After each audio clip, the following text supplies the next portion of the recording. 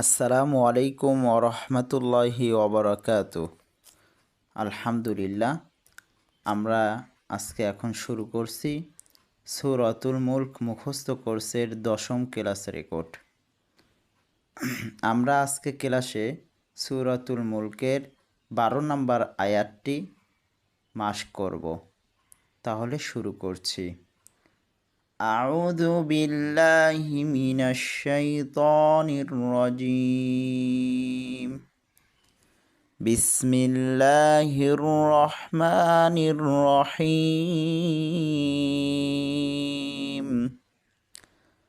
হামজা নুন জের ইন, ওয়াজিব গুনা। নুন লাম জবর নাল, ইন নাল। লাম জবর লা, ইন নাল্লাহ। জালিয়া যে জি, ইন নাল্লাযী। নুন জবর না, ইন্নাল্লাযীনা। ইয়া খ জবর ইয়াখ, শিন ওয়াও জবর শাও, ইয়াখশাও। নুন জবর না, ইয়াখশাওনা। ইন্নাল্লাযীনা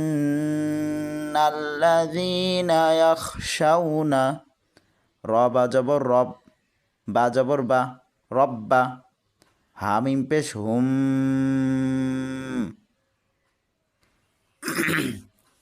হামিম পেশ হুম, এখানে আমরা গুণনা করব, কারণ আপনারা জানেন মিম সাকিনের পর বা এবং মিম আসলে গুণনা করে পড়তে হয়। আর যদি মিম আসে তাহলে ওটাকে বলা হয় ইদগাম। আর এখানে যেহেতু মিম সাকিনের পরে বা এসেছে, এটা হলো ইকফাই সাফাউই। তাহলে আমরা গুণনা করব। ইন্নাল্লাযীনা ইয়াখশাওনা রাব্বাহুম। বালামজের বিল, গয় নিয়ে জবর গয়, লিনের হরফ। বিল গয়, বাজের বি, বিল গয় বি। ইন্নাল্লাযীনা ইয়াখশাওনা রাব্বাহুম বিল গায়বি। লাম জবর লা, হামিম পেশ হুম। এই যে এখানে আবার ঈদগাম, যেটা আমরা একটু আগে বললাম, ঈদগাম। মিম সাকিনের পরে মিম আছে, তাহলে ঈদগাম গুন্নার সহিত মিলায় পড়তে হবে। লাহুম, মিম গয়েন জবর মাগ, ফাজের ফি, মাগ ফি। র জবর র, মাগ ফি র। তা ওয়াও দুই পেশ তু। তা ওয়াও দুই পেশ কেন বললাম? কারণ এখানে তানভিনের পরে ওয়াও আছে, ঈদগমে বা গুন্না। নুন সাকিন বা তানভিনের পরে ঈদগমে বা গুন্নার হরফ আসলে তাহলে আমাদেরকে গুন্নার সহিত মিলিয়ে পড়তে হবে।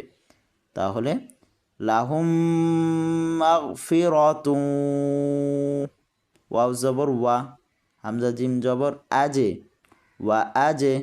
র দুই পেশ রুন, ওয়া আজে রুন। কাফ জবর কা, ওয়া আজে রুন কা। বায়াজের বি, ওয়া আজে রুন কাবি।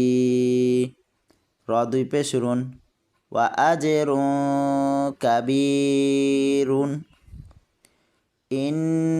ইন্নাল্লাযীনা ইয়াখশাওনা রাব্বাহুম বিল গায়বি লাহুম মাগফিরাতুন ওয়া আজরুন কাবীর।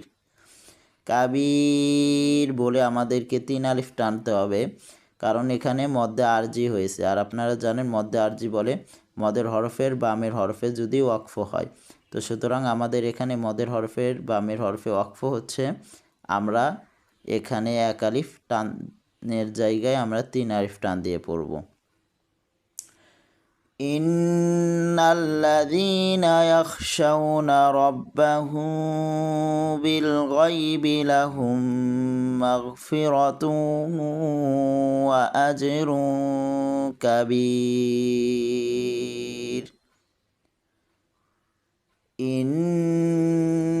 ইন্নাল্লাযীনা ইয়াখশাওনা রাব্বাহুম বিল গায়বি লাহুম মাগফিরাতুন ওয়া وأجر كبير إن الذين يخشون ربهم بالغيب لهم مغفرة وأجر كبير إن الذين يخشون ربهم بالغيب لهم مغفرة وأجر كبير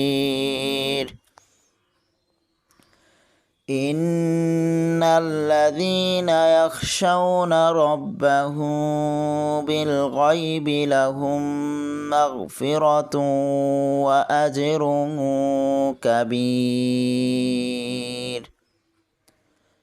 إن الذين يخشون ربهم بالغيب لهم مغفرة وأجر كبير إن الذين يخشون ربهم بالغيب لهم مغفرة وأجر كبير إن الذين يخشون ربهم بالغيب لهم مغفرة وأجر كبير إن الذين يخشون ربهم بالغيب لهم مغفرة وأجر كبير